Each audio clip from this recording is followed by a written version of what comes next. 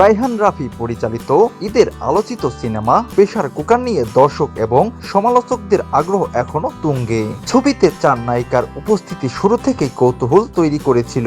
তাদের মধ্যে অন্যতম শবনম বুবলি।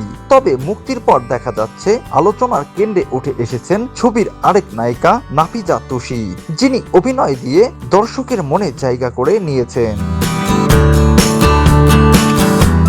এদিকে ছবিটি ঘিরে নতুন করে আলোচনা এসেছে আরেকটি বিষয়। জানা গেছে সিনেমাটিতে বুবলি যে চরিত্রে অভিনয় করেছেন সেই চরিত্রটির জন্য প্রথমে প্রস্তাব দেওয়া হয়েছিল ঢালিউডের জনপ্রিয় নায়িকা অপু বিশ্বাসকে।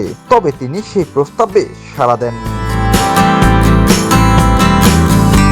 তবে জানা গেছে গল্পে তার চরিত্রের উপস্থাপন পছন্দ হয়নি বলেই তিনি ছবিটিতে অভিনয় করতে রাজি হননি।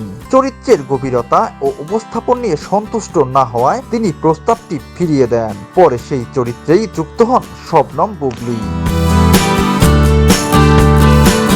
জানা যায় এটি প্রথম নয়, এর আগেও অপু বিশ্বাসের ছেড়ে দেয়া কাজ করেছেন বুবলি।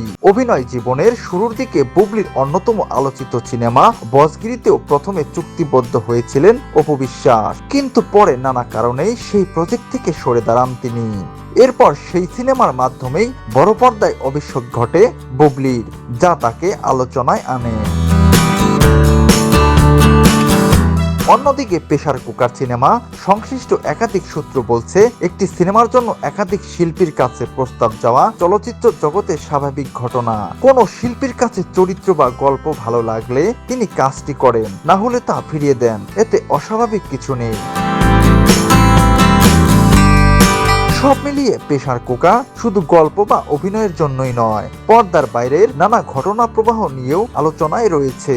আর এই আলোচনার কেন্দ্রে বারবার উঠে আসছে অপু বিশ্বাস, শবনম বুবলি ও নাফিজা তুষির নাম।